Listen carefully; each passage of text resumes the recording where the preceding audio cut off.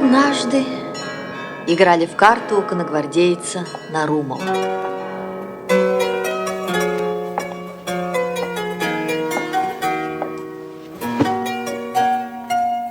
Долгая зимняя ночь прошла незаметно. Сели ужинать в 5 часу утра. Те, которые остались в выигрыше, ели с большим аппетитом. Прочие в рассеянности сидели перед пустыми своими приборами. Но шампанское явилось, разговор оживился, и все приняли в нем участие. Что ты сделал, Сурин? Спросил хозяин.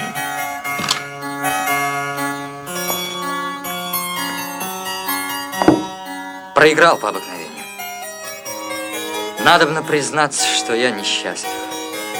Играю мирандолем, никогда не горячусь. Ничем меня с толку не собьешь, а все проигрываюсь. И ты ни разу не соблазнился? Ни разу не поставил на руте? Твердость твоя для меня удивительна.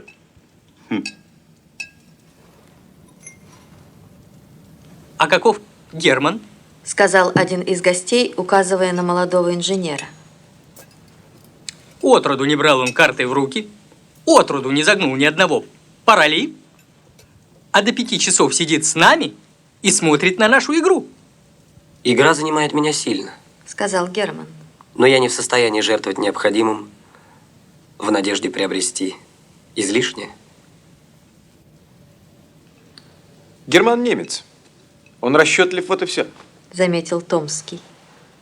А если кто для меня непонятен, так это моя бабушка, графиня Анна Федотовна. Как? Что? Не могу постигнуть, каким образом бабушка моя не понтирует. Да что ж тут удивительного, что 80-летняя старуха не понтирует?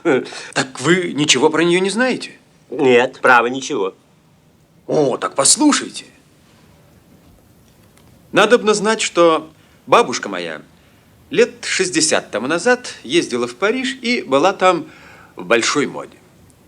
Народ бегал за нею, чтобы увидеть «Ля Венус Московите». Ришелье за ней волочился, и бабушка уверяет, что он чуть было не застрелился от ее жестокости. В то время дамы играли в фараон. Однажды при дворе она проиграла на слово герцогу Орлеанскому что-то очень много. Приехав домой, бабушка, отлепливая мушки с лица и отвязывая фижмы, объявила дедушке о своем проигрыше и приказала заплатить. Покойный дедушка, сколько я помню, был род бабушкина Дворецкого. Он ее боялся как огня. Однако, услышав о таком ужасном проигрыше, он вышел из себя, принес счеты, доказал ей, что в полгода они издержали 500 000, что под Парижем нет у них ни подмосковной, ни саратовской деревни, и начисто отказался от платежа. Бабушка дала ему пощечину и легла спать одна, в знак своей немилости. На другой день она велела позвать мужа, надеясь, что домашнее наказание над ним подействовало. Но нашла его непоколебимым. В первый раз в жизни она дошла с ним до рассуждений и объяснений. Думала усовестить его, снисходительно доказывая, что долг долгу рознь, и что есть разница между принцем и каретником. Куда дедушка бунтовал. Нет, да и только. Бабушка не знала, что делать. С ней был коротко знаком человек, очень замечательный. Вы слышали о графе Сен-Жермене, о котором рассказывают так много чудесного? Вы знаете, что он выдавал себя за вечного жида, за изобретателя жизненного эликсира и философского камня и прочее. Над ним смеялись, как над шарлатаном, а Казанова в своих записках говорит, что он был шпион. Впрочем, Сен-Жермен, несмотря на свою таинственность, имел очень почтенную наружность и был в обществе человек очень любезный. Бабушка до сих пор любит его без памяти и сердится, если говорят об нем с неуважением. Бабушка знала, что Сен-Жермен мог располагать большими деньгами. Она решилась к нему прибегнуть. Написала ему записку и просила немедленно к ней приехать. Старый чудак явился тотчас и застал в ужасном горе. Она писала ему самыми черными красками варварство мужа и сказала, наконец, что всю свою надежду полагает на его дружбу и любезность. Сен-Жермен задумался. «Я могу вам услужить этой суммой», — сказал он. «Но знаю, что вы не будете спокойны, пока со мною не расплатитесь. А я бы не желал вводить вас в новые хлопоты. Есть другое средство. Вы можете отыграться». «Но, любезный граф», — отвечала бабушка, — «я говорю вам, что у нас денег вовсе нет». «Деньги тут не нужны», — возразил Сен-Жермен. «Извольте меня выслушать». Тут он открыл ей тайну, за которую всякий из нас дорого бы дал. Молодые игроки удвоили внимание. Томский закурил трубку, затянулся и продолжал. В тот же самый вечер бабушка явилась в Версале au jeu de la reine. Герцог Орлеанский металл. Бабушка слегка извинилась, что не привезла своего долга. В оправдании сплела маленькую историю и стала против него понтировать.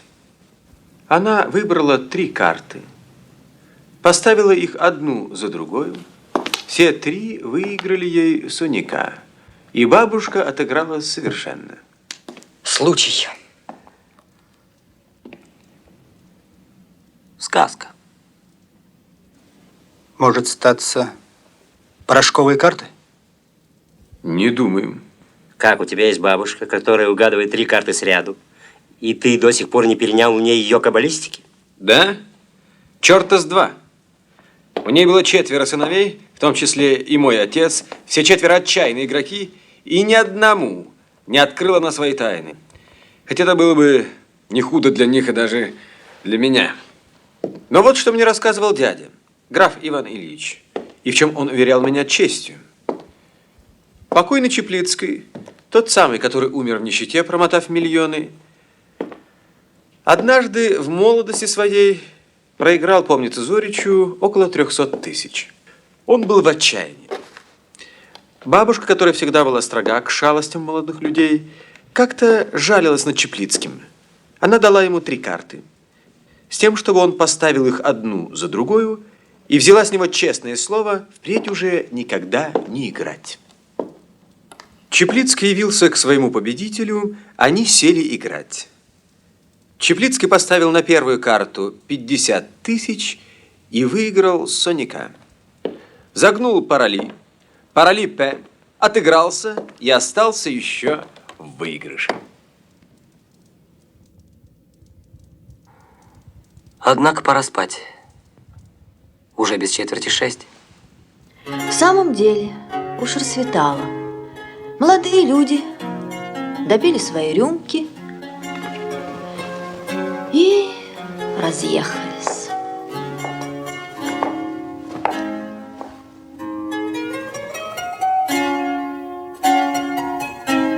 Il paraît que monsieur est décidément pour les suivantes. Que voulez-vous, madame? Вы, кажется, решительно Elles sont plus предпочитаете камеристок. Что делать, сударыня? Они свежее.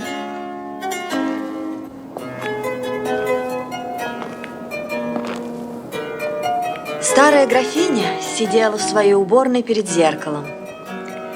3 девушки окружали ее. Одна держала банку румян, другая коробку со шпильками, третья высокий чепец с лентами огненного цвета. Графиня не имела ни малейшего притязания на красоту, давно увядшую, но сохраняла все привычки своей молодости, строго следовала модам 70-х годов и одевалась так же долго, так же старательно, как и 60 лет тому назад.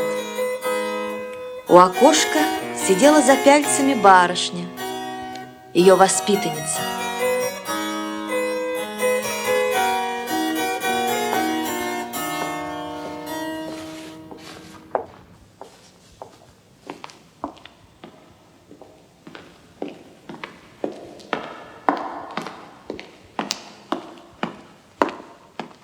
Здравствуйте, гранд-маман. Сказал вошедший молодой офицер. Бонжур, мадемуазель Лиза. Гранд-маман, я к вам с просьбой. Что такое, Поль? Позвольте вам представить одного из моих приятелей и привести его к вам в пятницу на бал. Привези мне его прямо на бал, и тут мне его и представишь. Был ты вчера у... Как же? Очень было весело. Танцевали до 5 часов. Как хороша была Елецкая. И, мой милый, что в ней хорошего? Такова ли была ее бабушка, княгиня Дарья Петровна? Кстати, я чай, она уж очень постарела, княгиня Дарья Петровна. Как постарела? Она лет 7 как умерла. Барышня подняла голову и сделала знак молодому человеку. Он вспомнил, что от старой графини таили смерть ее ровесниц, и закусил себе губу. Но графиня услышала весть для нее новую с большим равнодушием. Умерла, а я и не знал. Мы вместе были пожалованы во Фрельне. И когда мы представились, то государыня... И графиня в 100-й раз рассказала внуку свой анекдот. Потом она сказала: Ну, Поль, теперь помоги мне встать.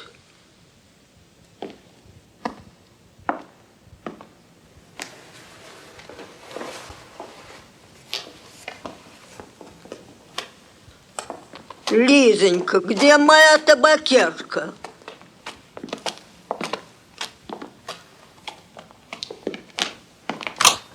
И графиня со своими девушками пошла за ширмами оканчивать свой туалет. Томский остался с барышней. Кого это вы хотите представить? Нарумова. Вы его знаете? Нет. Он военный или статский? Военный. Инженер? Нет, кавалерист. А почему вы думали, что он инженер? Барышня засмеялась и не отвечала ни слова. Поль, пришли мне какой-нибудь новый роман, только, пожалуйста, не из нынешних. Как это, гран-маман? То есть такой роман, где бы герой не давил ни отца, ни матери, и где бы не было утопленных тел. Я ужасно боюсь утопленников. Таких романов нынче нет. Не хотите ли разве русских? А разве есть русские романы? Пришли, батюшка, пожалуйста, пришли. Простите, гран-маман, я спешу. Простите, Лизавета Ивановна, почему же вы думали, что Нарумов инженер? И Томский вышел из уборной. Лизавета Ивановна осталась одна. Она оставила работу и стала глядеть в окно. Вскоре на одной стороне улицы из-за угольного дома показался молодой офицер. Румянец покрыл ее щеки. Она принялась опять за работу и наклонила голову над самую конвою. В это время вошла графиня, совсем одетая.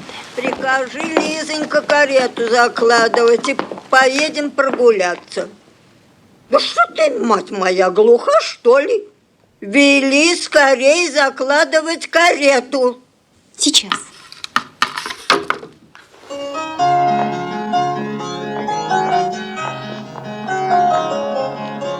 Ваше сиятельство, книги от князя Павла Александровича. Хорошо. Благодарить. Лизонька, Лизонька, да куда ж ты бежишь? Одеваться? Успеешь, матушка. Сиди здесь.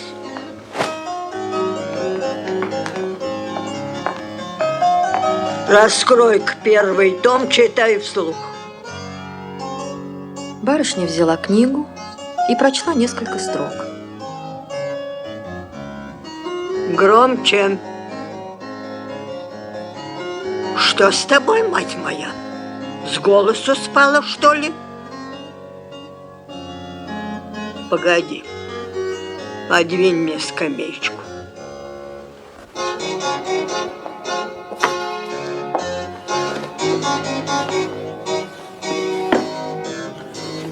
Ближе. Ну? Лизавета Ивановна прочла еще 2 страницы. Графиня зевнула. Брось эту книгу. Что за вздор? Отошли это князю Павлу и вели благодарить. Да что же карета? Карета готова. Что ж ты не одета? Всегда надо на тебя ждать. Эта матушка несносна.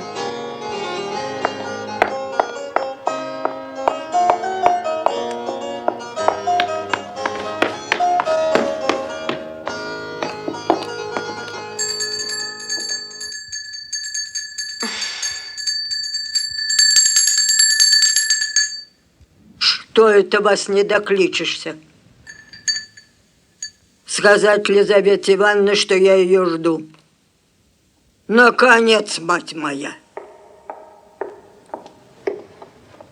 Что за наряды? Зачем это? Кого прельщать? А какова погода? Кажется, ветер. Никак нет, ваше сиятельство, очень тихо-с. Вы всегда говорите наобум. Отворите форточку. Так и есть ветер. И прихолодный. Отложить карету. Лизонька, мы не поедем, нечего было наряжаться. И вот моя жизнь, подумала Лизавета Ивановна. В самом деле, Лизавета Ивановна была пренесчастное создание. «Горек чужой хлеб», — говорит Данте, «и тяжелы ступени чужого крыльца». А кому и знать горечь зависимости, как не бедной воспитанницы, знатной старухи? Графиня, конечно, не имела злой души, но была своенравна, как женщина, избалованная светом, скупа и погружена в холодный эгоизм, как и все старые люди, отлюбившие в свой век и чуждые настоящему. Она участвовала во всех суетностях большого света, таскалась на балы, где сидела в углу, разрумяненная и одетая по старинной моде, как уродливые и необходимые украшения бальной залы.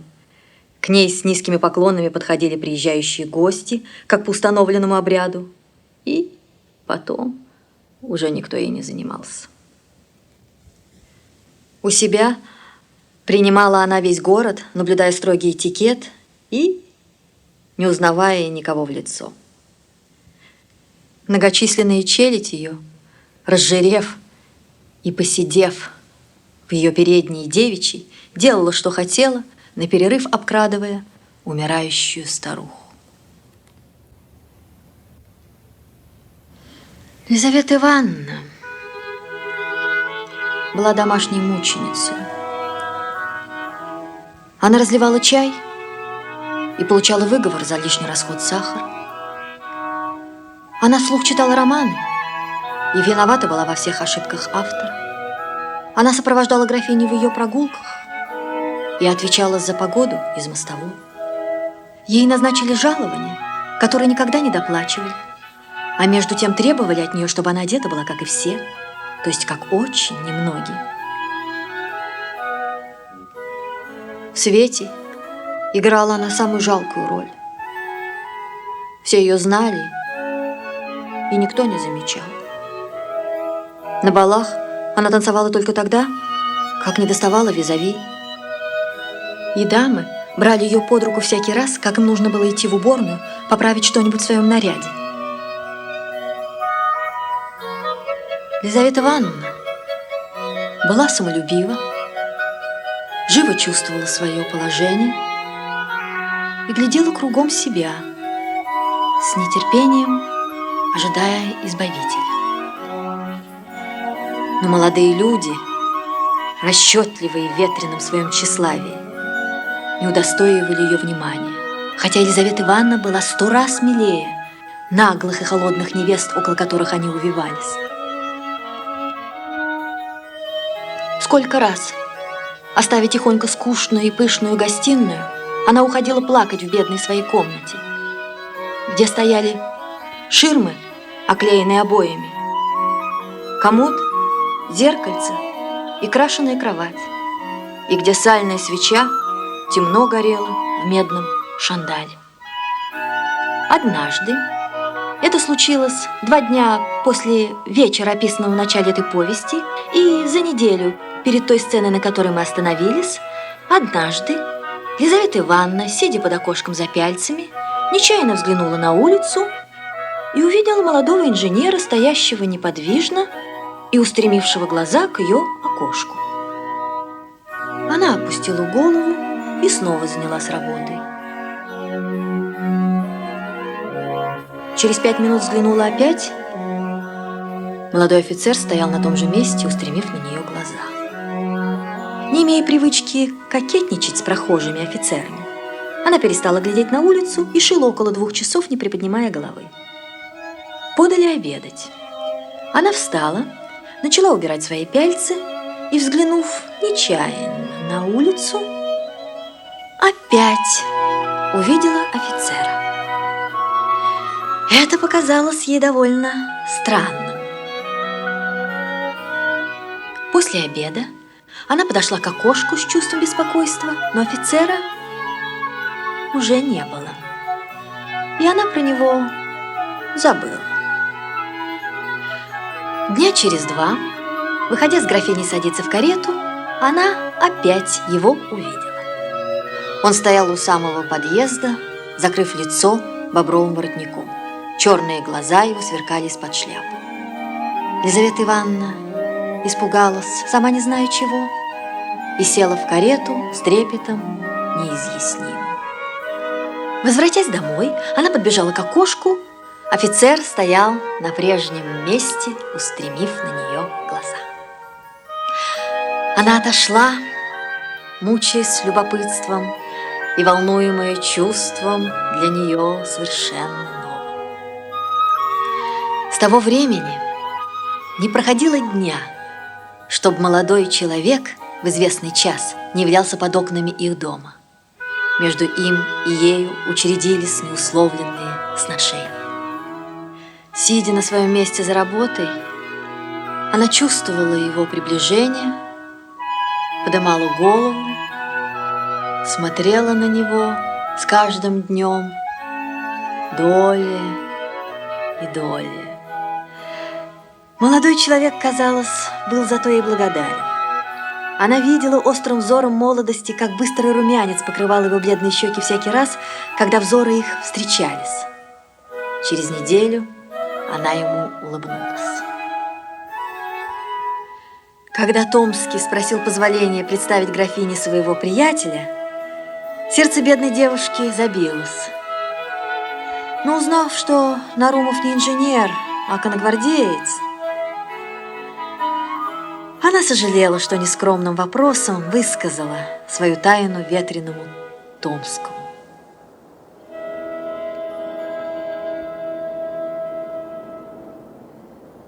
Герман был сын обрусевшего немца, оставившего ему маленький капитал. Будучи твердо убежден в необходимости упрочить свою независимость, Герман не касался и процентов, жил одним жалованием, не позволял себе малейшей прихоти.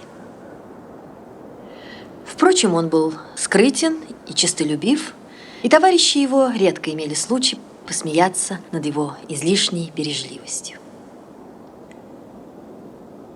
Он имел сильные страсти и огненное воображение, но твердость спасла его от обыкновенных заблуждений молодости.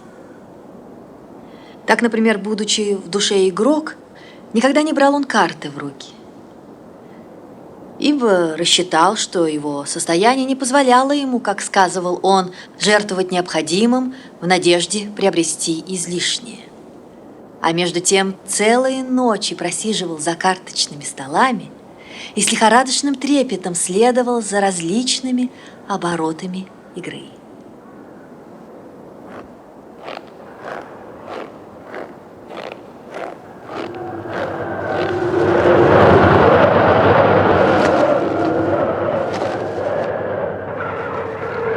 Анекдот о 3 картах сильно подействовал на его воображение и целую ночь не выходил из его головы. Что если старая графиня откроет мне свою тайну? Или назначит мне эти 3 верные карты? Почему ж не попробовать своего счастья? Представиться ей, подбиться в ее милость? Пожалуй, сделаться ее любовником, но на все это требуется время, а ей 87 лет. Она может умереть через неделю, через 2 дня. Да и сам анекдот. Можно ли ему верить? Нет. Расчет, умеренность и трудолюбие. Вот мои 3 верные карты. Вот что утроит, усемерит мой капитал и доставит мне покой и независимость. Рассуждая таким образом, очутился он в одной из главных улиц Петербурга перед домом старинной архитектуры. Улица была заставлена экипажами.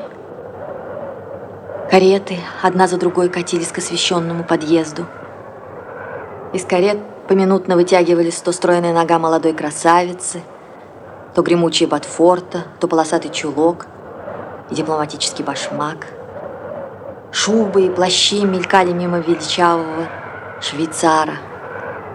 Герман остановился. Чей это дом? Графиня Анны Федотовны. Герман затрепетал. Удивительный анекдот снова представился его воображению. Он стал ходить возле дома, думая об его хозяйке и о чудной ее способности. Поздно воротился он. Смиренный свой уголок, долго не мог заснуть, и когда сон им овладел, ему пригрезились карты, зеленый стол, кипа ассигнаций и груда червонцев. Он ставил карту за картой, гнул углы решительно, выигрывал беспрестанно и загребал к себе золото и клал ассигнации в карман.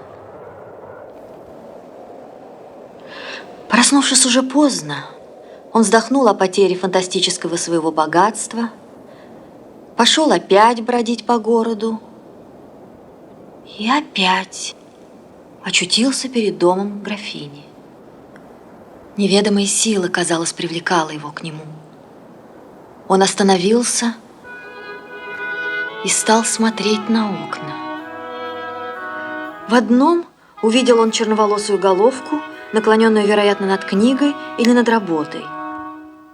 Головка приподнялась, Герман увидел свежее личико и черные глаза, и эта минута решила его участь.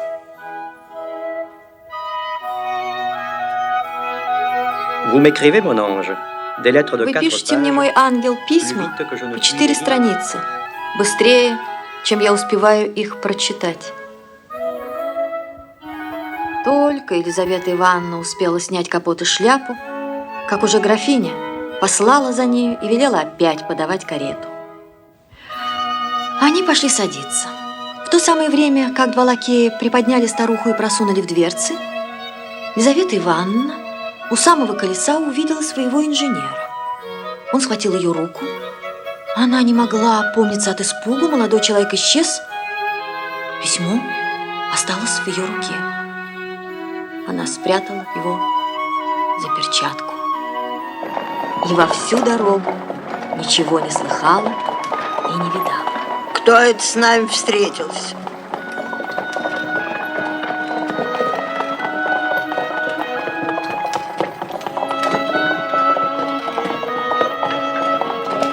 Как зовут этот мост?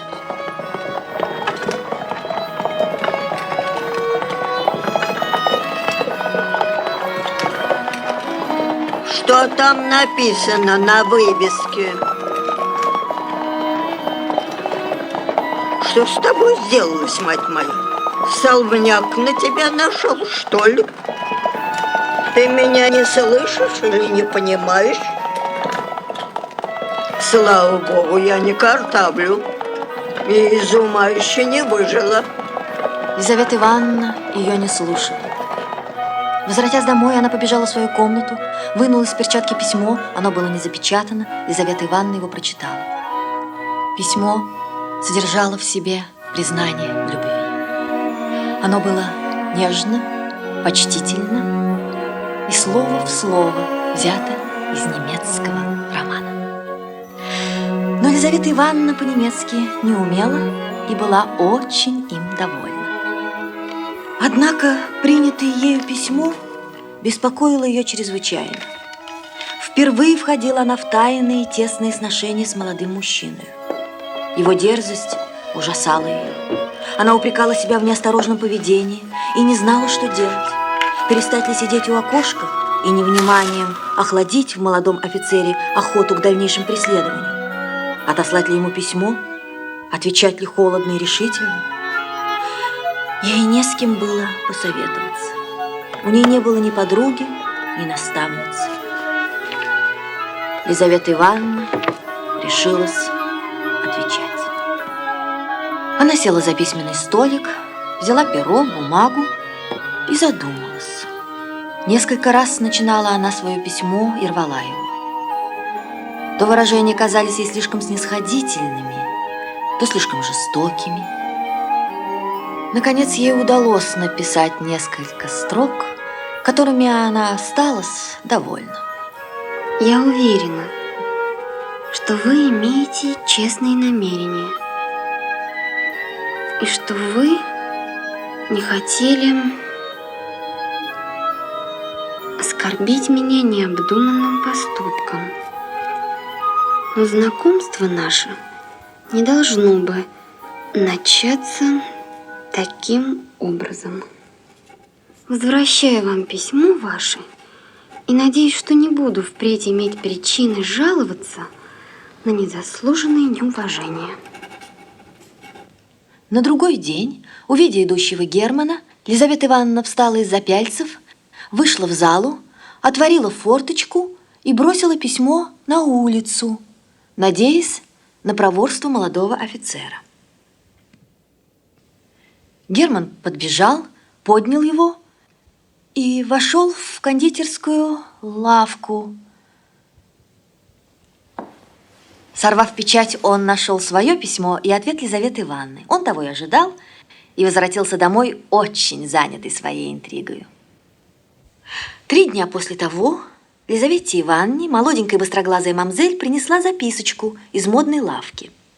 Лизавета Ивановна открыла ее с беспокойством, предвидя денежные требования, и вдруг узнала руку Германа. Вы, душенька, ошиблись. Эта записка не ко мне. Нет, точно вам. Извольте прочитать. Герман требовал свидания. Лизавета Ивановна испугалась и поспешности требований, и способу им употребленному. Не может быть, это письмо верно не ко мне. Коли письмо не к вам, зачем же вы его разорвали? Я бы возвратила его тому, кто его послал. Пожалуйста, душенька, вперед ко мне таких записок не носите. А тому, кто вас послал, скажите, что ему должно быть стыдно.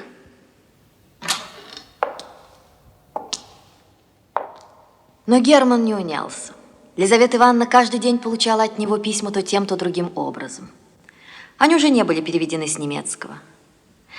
Герман их писал вдохновенной страстью и говорил языком ему свойственным. В них выражались и непреклонность его желаний, и беспорядок необузданного воображения. Лизавета Ивановна уже не думала их отсылать. Она упивалась ими, стала на них отвечать. Ее записки час от часу становились длиннее и нежнее. Наконец, она бросила ему в окошко следующее письмо.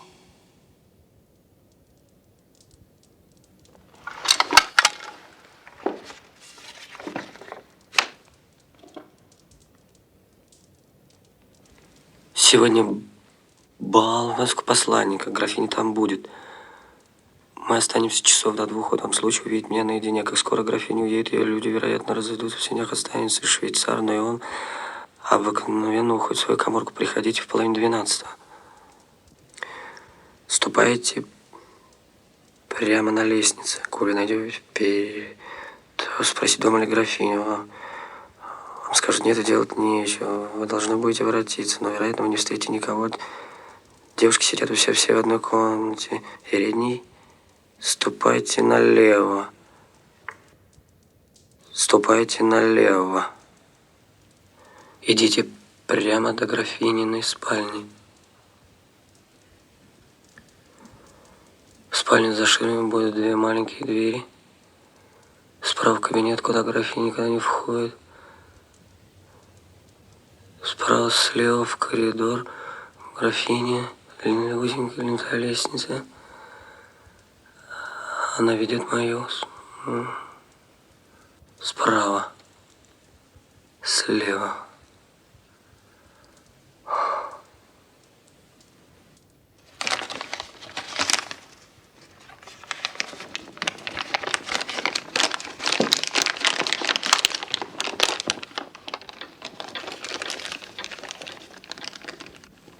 Герман трепетал, как тигр, ожидая назначенного времени.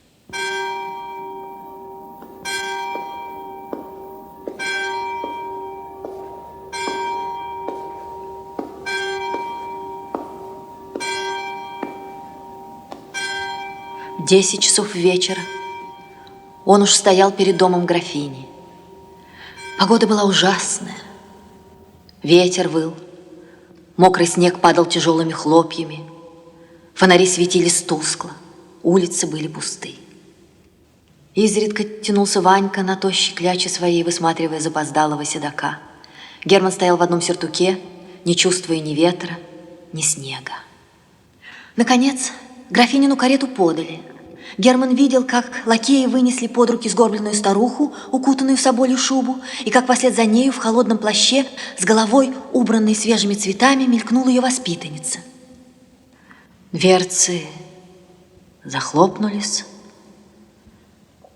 Карета тяжело покатилась по рыхлому снегу. Швейцар запер двери. Окна померкли.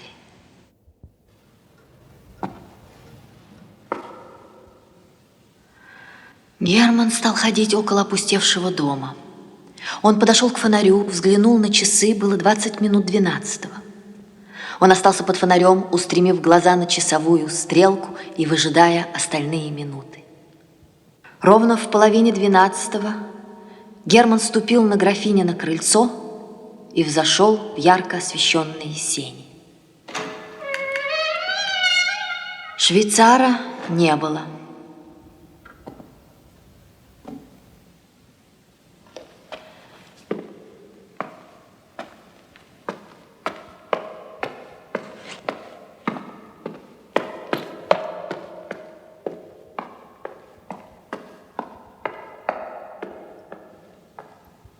Герман взбежал по лестнице, отворил двери в переднюю и увидел слугу, спящего под лампою в старинных запачканных креслах. Легким и твердым шагом Герман прошел мимо его. Зала и гостиная были темны. Лампа слабо освещала их из передней.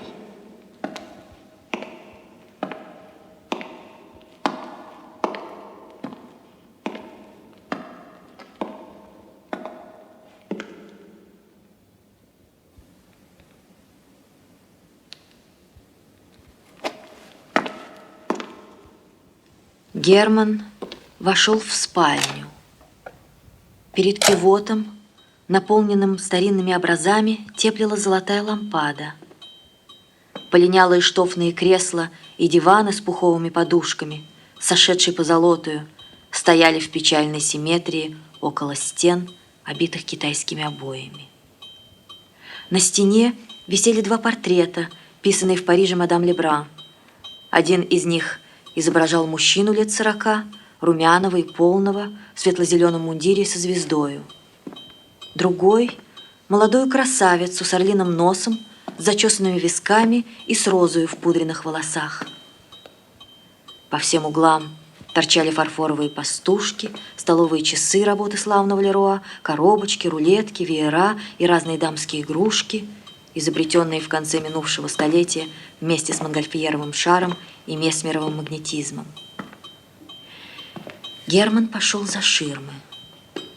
За ними стояла маленькая железная кровать. Справа находилась дверь, ведущая в кабинет. Слева другая, в коридор.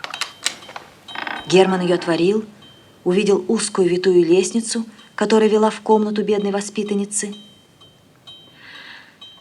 Но он воротился и вошел в темный кабинет.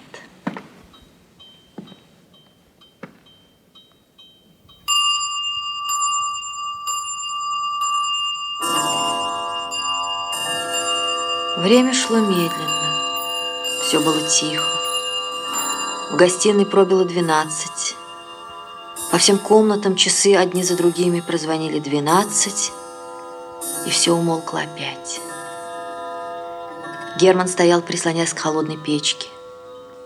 Он был спокоен, сердце его билось ровно, как у человека, решившегося на что-нибудь опасное, но необходимое. Часы пробили 1 и 2 час утра, и он услышал дальний стук кареты. Невольное волнение овладело им. Карета подъехала и остановилась.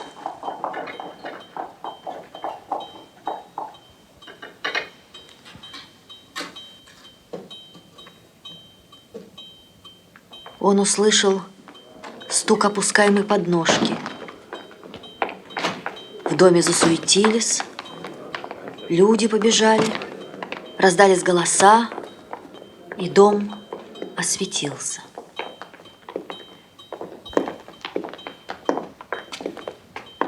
В спальню вбежали 3 старые горничные, и графиня, чуть живая, вошла и опустилась в вольтеровое кресло. Герман глядел в щелку. Лизавета Ивановна прошла мимо его. Герман услышал ее торопливые шаги по ступеням ее лестницы.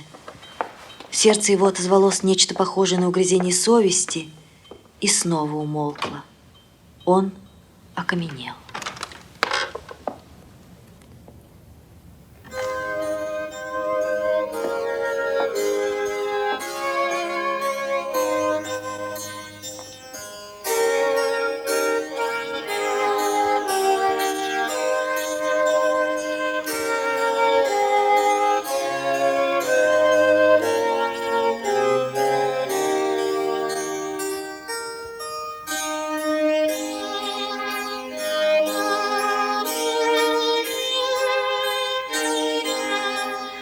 Графиня стала раздеваться перед зеркалом.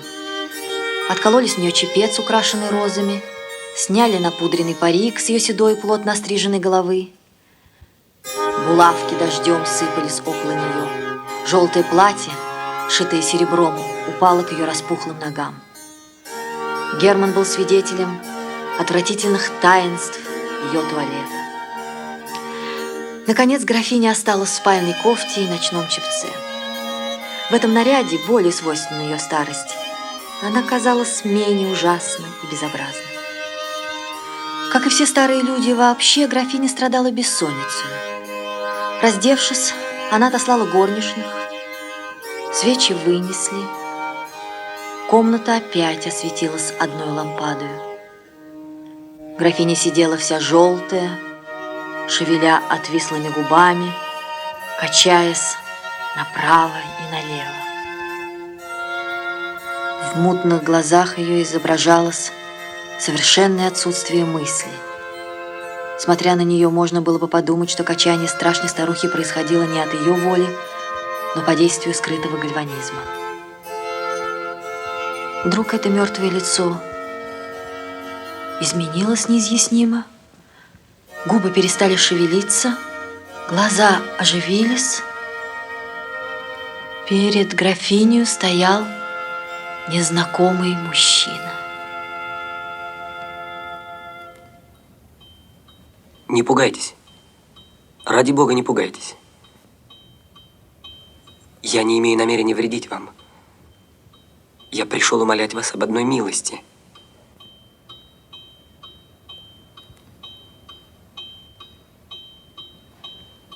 Я пришел умолять вас об одной милости. Не пугайтесь. Вы можете составить счастье моей жизни, и оно ничего не будет вам стоить. Я знаю, что вы можете угадать 3 карты сряду.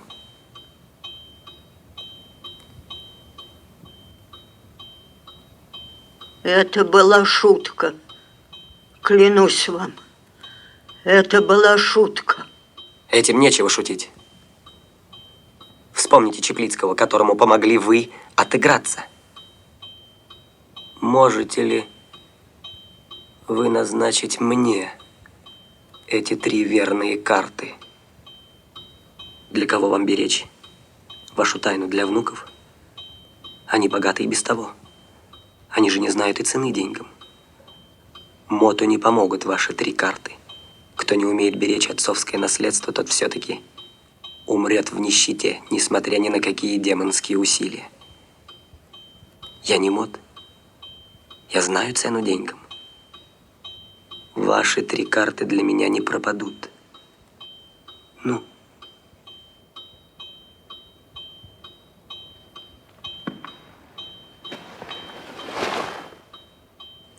Если когда-нибудь сердце ваше знало чувство любви, если вы помните ее восторги, если вы хоть раз улыбнулись при плаче новорожденного сына, если что-нибудь человеческое билось когда-нибудь в груди вашей, то умоляю вас чувствами супруги, любовницы, матери, всем, что не есть святого в жизни, не откажите мне в моей просьбе. Откройте мне вашу тайну. Что вам в ней? Может быть, она сопряжена с ужасным грехом? С пагубой вечного блаженства, с дьявольским договором. Подумайте. Вы стары. Жить вам уж недолго. Я готов взять грех ваш на свою душу. Откройте мне только вашу тайну. Подумайте, что счастье человека находится в ваших руках. Что не только я, но дети мои, внуки и правнуки благословят вашу память и будут чтить ее как святыню. Старая ведьма, так я же заставлю тебя отвечать.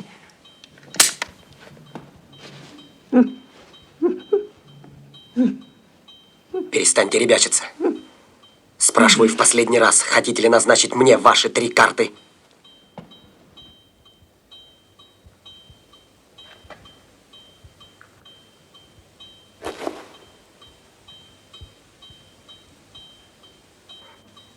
Да или нет?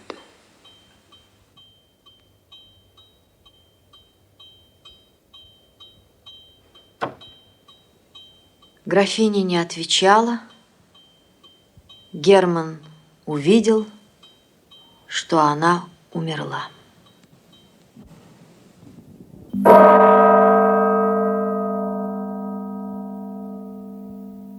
Homme sans mœurs et sans religion. Человек, у которого нет никаких нравственных правил и ничего святого. Лизавета Ивановна сидела в своей комнате, еще в бальном своем наряде, погруженная в глубокие размышления. Приехав домой, она спешила отослать заспанную девку, нехотя предлагавшую ей свою услугу. Сказала, что разденется сама, и с трепетом вошла к себе, надеясь найти там Германа и желая не найти его. С первого взгляда она удостоверилась в его отсутствии и благодарила судьбу за препятствие, помешавшее их свиданию. Она села, не раздеваясь, и стала припоминать все обстоятельства в такое короткое время и так далеко ее завлекшие. Не прошло 3 недель с той поры, как она в первый раз увидела в окошко молодого человека, и уже она была с ним в переписке, и он успел вытребовать от нее ночное свидание. Она знала имя его, потому только, что некоторые из его писем были им подписаны.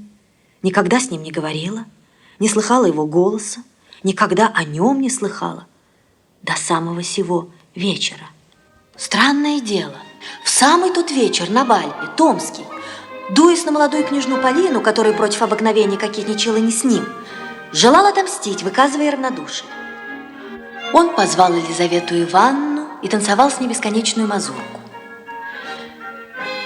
Во все время шутил он над ее пристрастием к инженерным офицерам, уверял, что он знает гораздо более, нежели можно было ей предполагать, и некоторые из его шуток были так удачно направлены, что Елизавета Ивановна думала несколько раз, что ее тайна была ему известна. От кого вы все это знаете? От приятеля известной вам особы, человека очень замечательного. Кто ж этот замечательный человек? Его зовут Германом. Этот Герман – лицо истинно романтическое. У него профиль Наполеона, а душа Мефистофеля. Я думаю, что на его совести, по крайней мере, 3 злодейства. Как вы побледнели? У меня голова болит. Что же говорил вам Герман? Или как бишь его?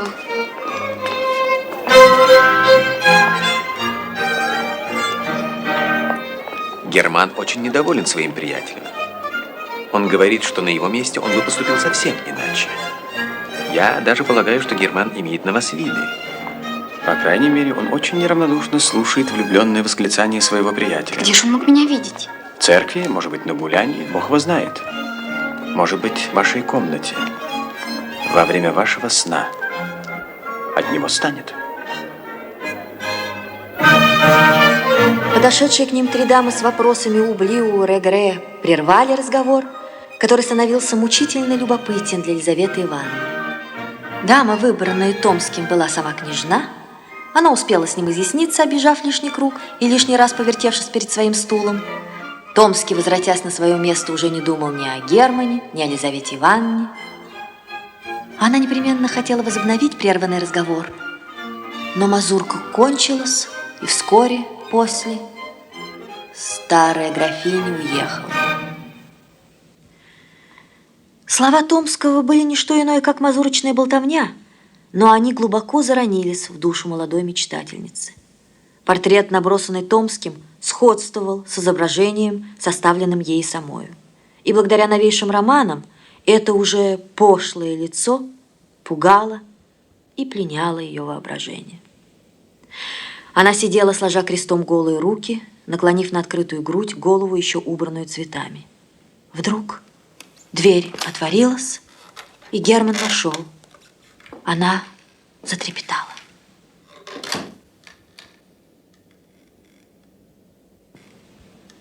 Где же вы были? В спальне у старой графини.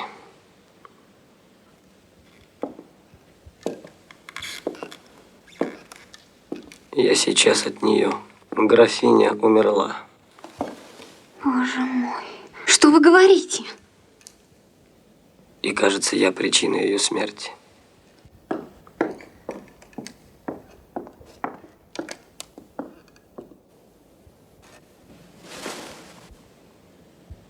Елизавета Ивановна взглянула на него, и слова Томского раздались в ее душе. У этого человека, по крайней мере, 3 злодейства на душе. Герман сел на окошко и все рассказал. Елизавета Ивановна выслушала его с ужасом. Итак, эти страстные письма, эти пламенные требования, это дерзкое упорное преследование, все это была не любовь. Деньги. Вот чего алкала его душа. Я не могла утолить его желание и счастливить его. Я была не что иное, как слепая помощница разбойника, убийцы старой моей благодетельницы. Горько заплакала она в позднем своем раскаянии. Герман смотрел на нее молча.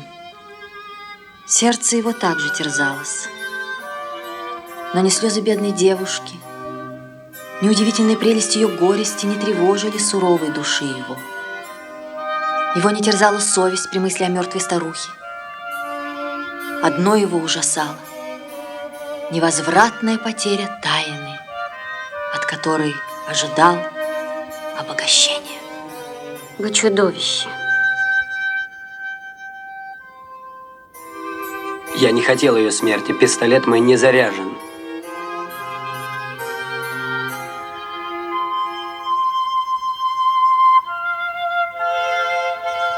Они замолчали. Утро наступало. Лизавета Ивановна погасила догорающую свечу. Бледный свет озарил ее комнату. Она терла заплаканные глаза и подняла их на Германа. Он сидел на окошке, сложа руки и грозно нахмурясь. В этом положении удивительно напоминал он портрет Наполеона. Это сходство поразило даже Лизавету Ивановну. Как вам выйти из дома? Я думала провести вас по потаенной лестнице, но надо найти мимо спальни, а я боюсь. Расскажите мне, как найти эту потаенную лестницу.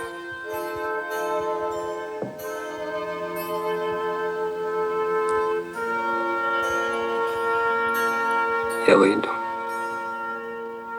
Герман пожал ее холодную безответную руку, поцеловал ее наклоненную голову и вышел.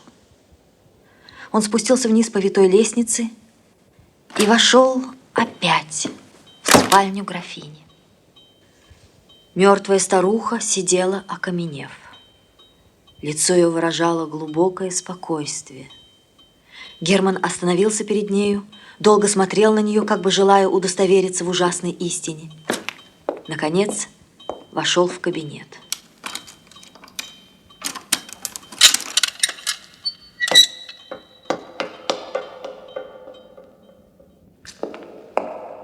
Ощупал за обоями дверь и стал сходить по темной лестнице, волнуемой странными чувствованиями. По этой самой лестнице, может быть, лет 60 назад, в эту самую спальню, в такой же час, в шитом кафтане, причесанный а-ля Вазо-Рояль, прижимая к сердцу треугольную свою шляпу, прокрадывался молодой счастливец, давно уже истлевший в могиле, а сердце престарелой его любовницы сегодня перестало биться. Под лестницей Герман нашел дверь, которую отпер тем же ключом, и очутился в сквозном коридоре, выведшем его на улицу.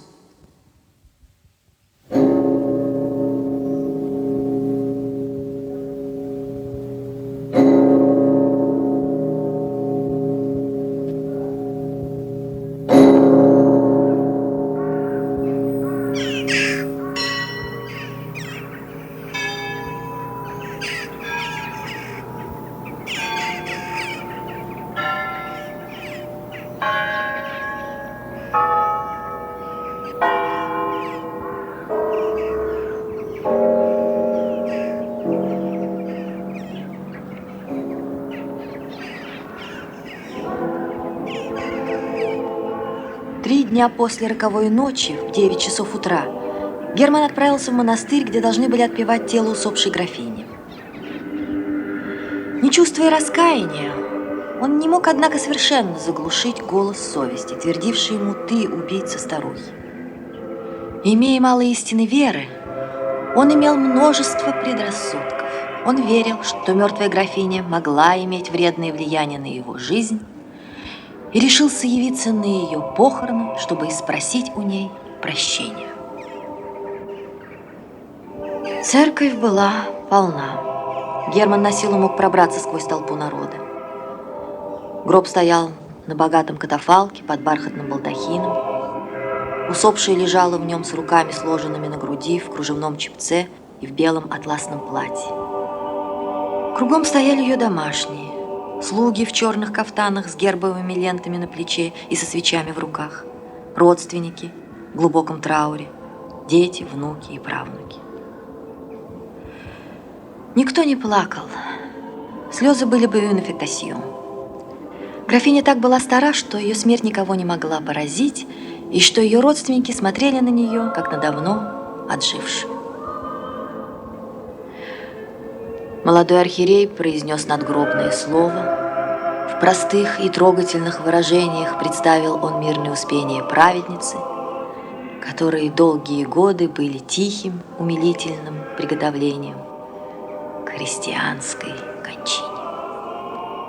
Ангел смерти обрел ее, бодрствующую в помышлениях благих и в ожидании жениха Августа.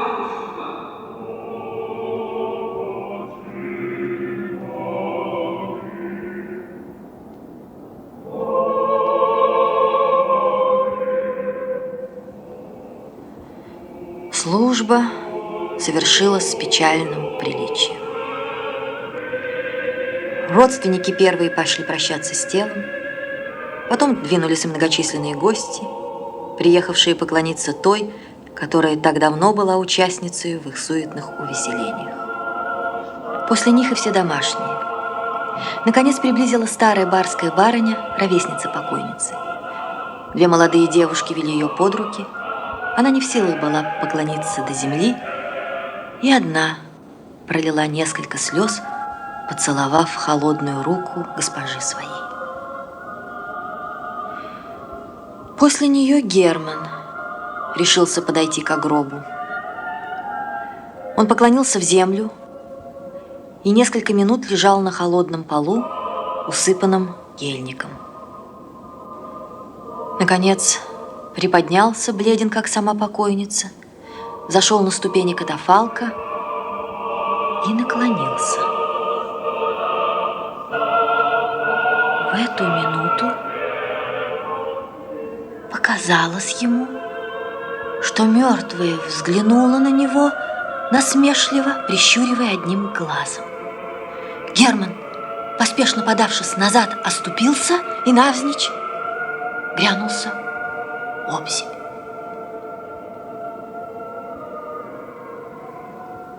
Его подняли, в то же самое время Елизавету Ивановну в обмороке вынесли на паперть.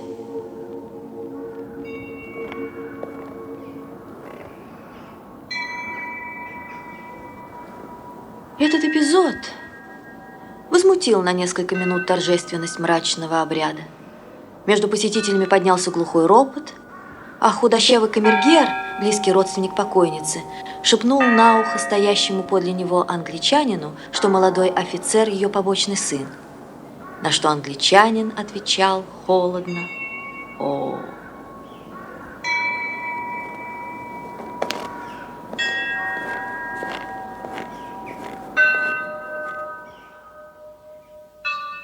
Целый день Герман был чрезвычайно расстроен. Обедая в уединенном трактире, он против обыкновения своего пил очень много, в надежде заглушить внутреннее волнение. Но вино еще более горячило его воображение. Возвратясь домой, он бросился, не раздеваясь, на кровать и крепко заснул. Он проснулся уже ночью. Луна озаряла его комнату. Он взглянул на часы. Было без 2:45. Сон у него прошел. Он сел на кровать и думал о похоронах старой графини.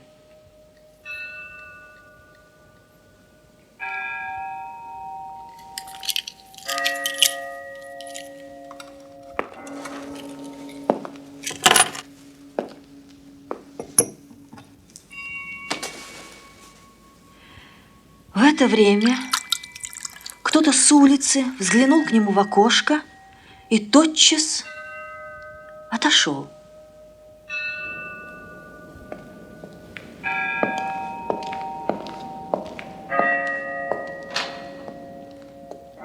Герман не обратил на то никакого внимания.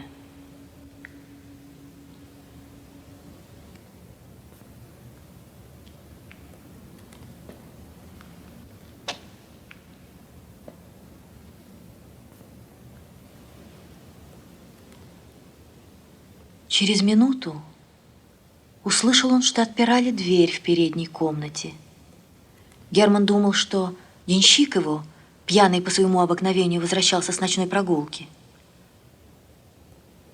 Но он услышал незнакомую походку. Кто-то ходил, тихо шаркая туфлями. Дверь отворилась, и вошла женщина в белом платье. Герман принял ее за свою старую кормилицу и удивился, что могло привести ее в такую пору. Но белая женщина, скользнув, очутилась вдруг перед ним. И Герман узнал графиню.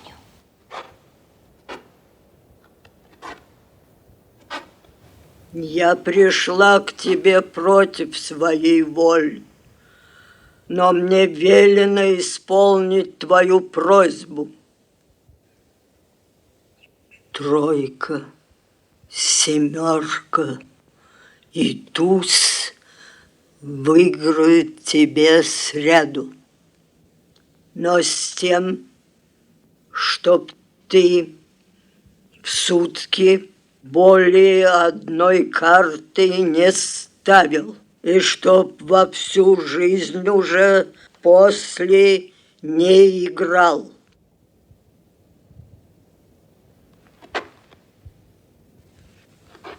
Прощаю тебе мою смерть с тем, чтоб ты женился на моей воспитаннице Лизавете Ивановне.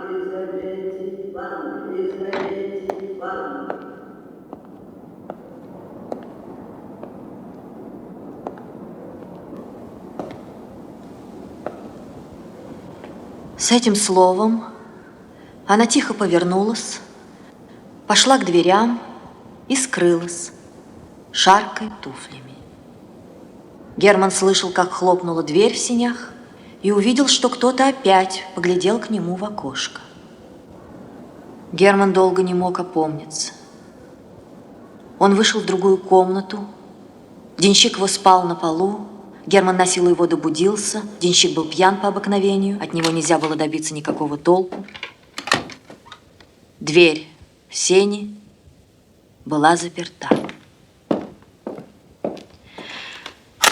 Герман возвратился в свою комнату, засветил свечку и записал свое видение.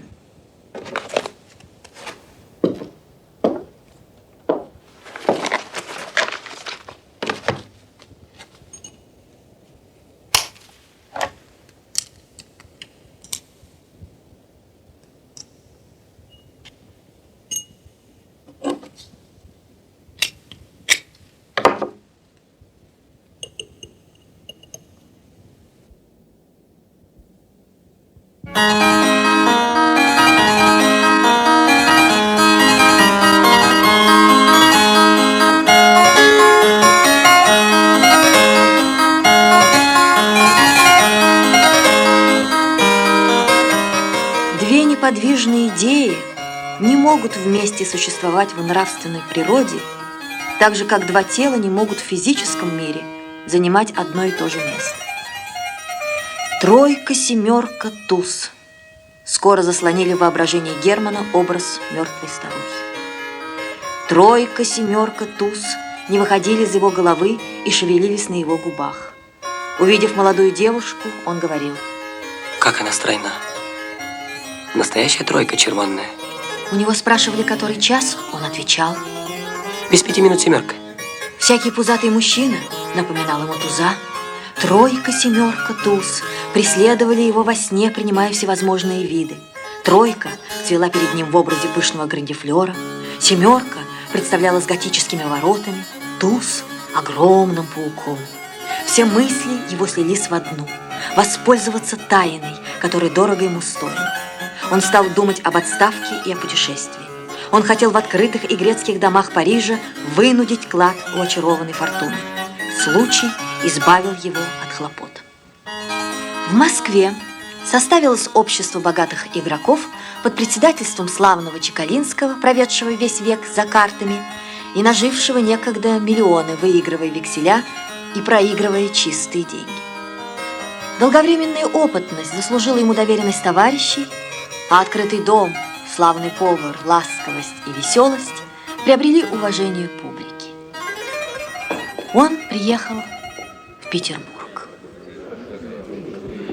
Молодежь к нему нахлынула, забывая балы для карт и предпочитая соблазны фараона обольщением волокитства. Нарумов привез к нему Германа.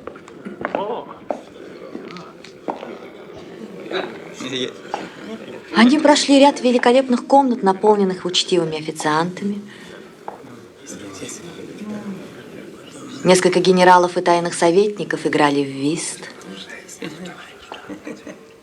Молодые люди сидели, развалясь на штофных диванах, курили трубки и ели мороженое. В гостиной, за длинным столом, около которого теснилось человек 20 игроков, сидел хозяин и метал банк. Он был человек лет 60, самой почтенной наружности. Голова покрыта была серебряной сединою, полное свежее лицо изображало добродушие. Глаза блистали оживленные, всегдашнюю улыбкой.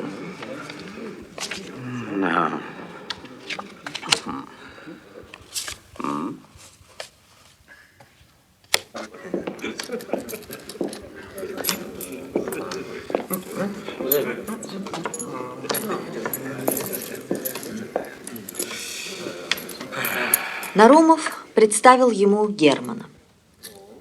Чекалинский дружески пожал ему руку, просил не церемониться и продолжал метать. Талия длилась долго. На столе стояло более 30 карт. Чекалинский останавливался после каждой прокидки, чтобы дать играющим время распорядиться. Записывал проигрыш, учтиво вслушивался в их требования, еще учтивее отгибал лишний угол, загибаемый рассеянной рукою. Наконец, талия кончилась. Чекалинский стасовал карты и приготовился метать другую.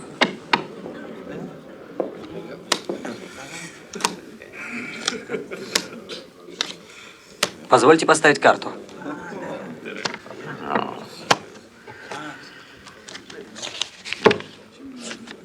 Поздравляю с разрешением долговременного поста. Счастливого начала.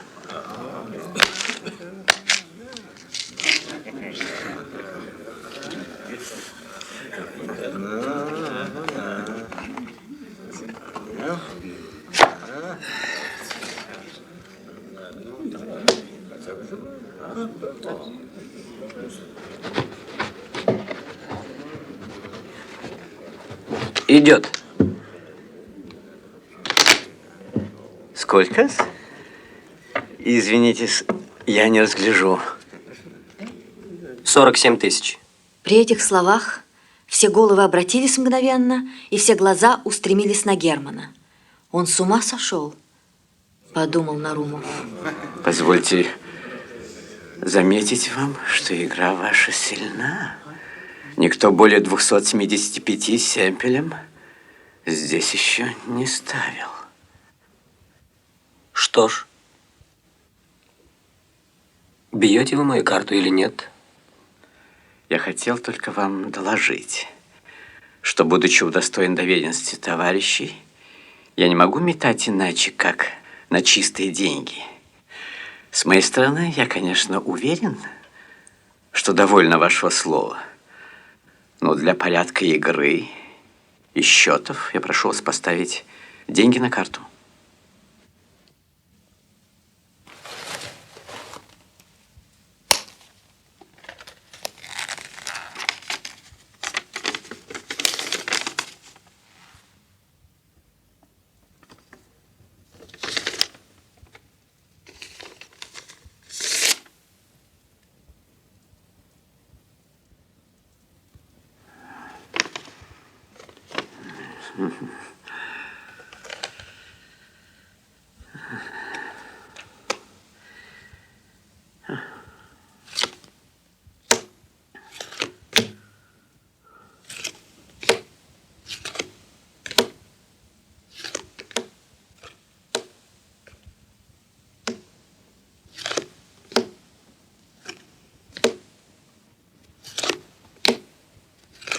Выиграла.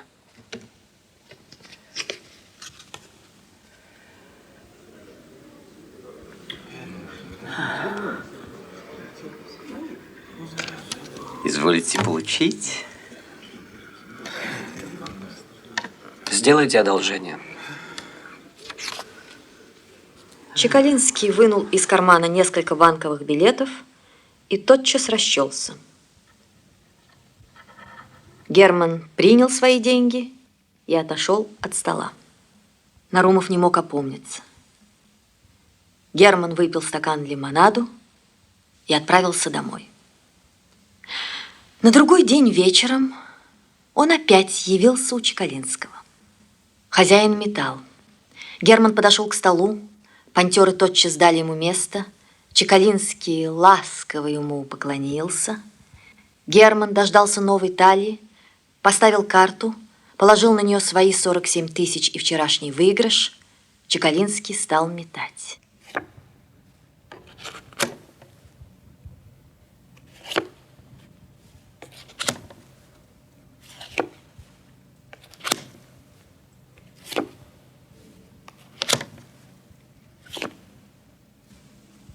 Валет выпал направо,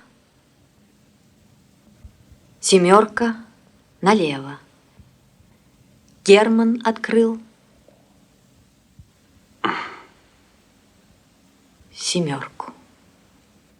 Все ахнули.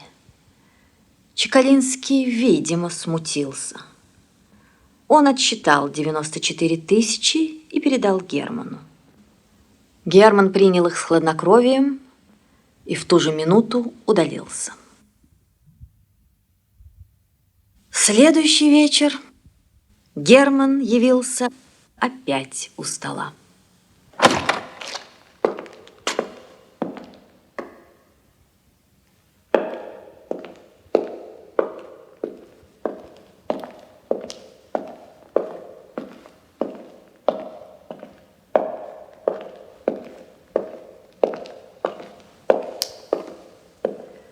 Все его ожидали. Генералы и тайные советники оставили свой вист, чтобы видеть игру столь необыкновенную. Молодые офицеры соскочили с диванов. Все официанты собрались в гостиной, все обступили Германа. Прочие игроки не поставили своих карт, с нетерпением ожидая, чем он кончит. Герман стоял у стола, противу бледного, но все еще улыбающегося Чекалинского. Каждый распечатал свою колоду. Чекалинский стасовал. Герман снял и поставил свою карту, покрыв ее кипой банковых билетов. Это похоже было на поединок. Глубокое молчание царствовало кругом. Чекалинский стал метать. Руки его тряслись.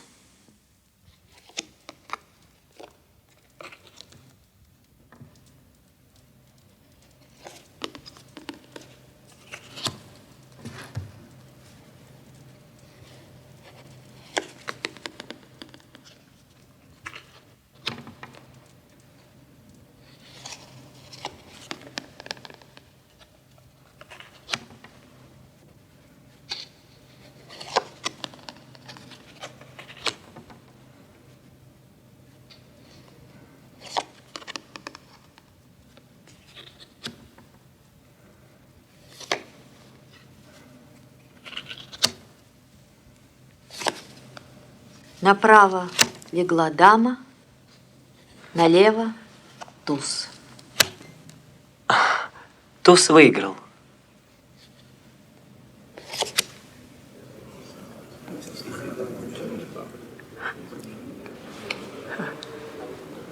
Ваша дама убита.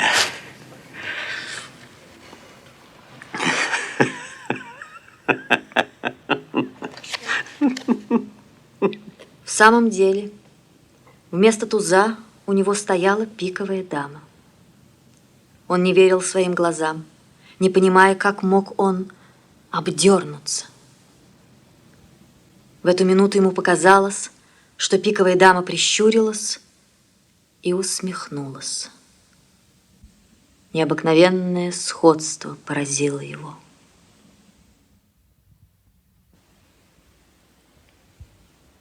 Старуха.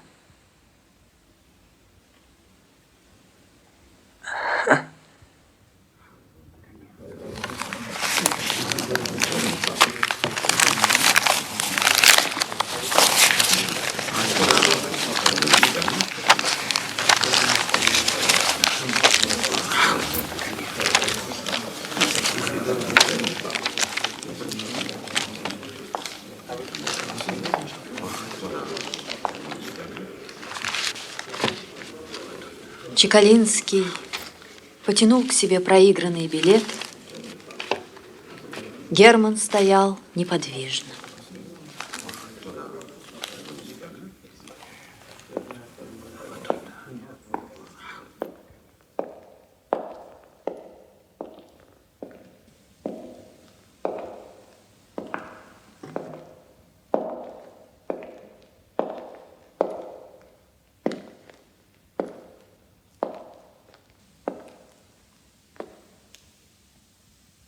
Когда отошел он от стола, поднялся шумный говор. «Славно спонтировал», — говорили игроки. Чекалинский снова стасовал карты. Игра пошла своим чередом.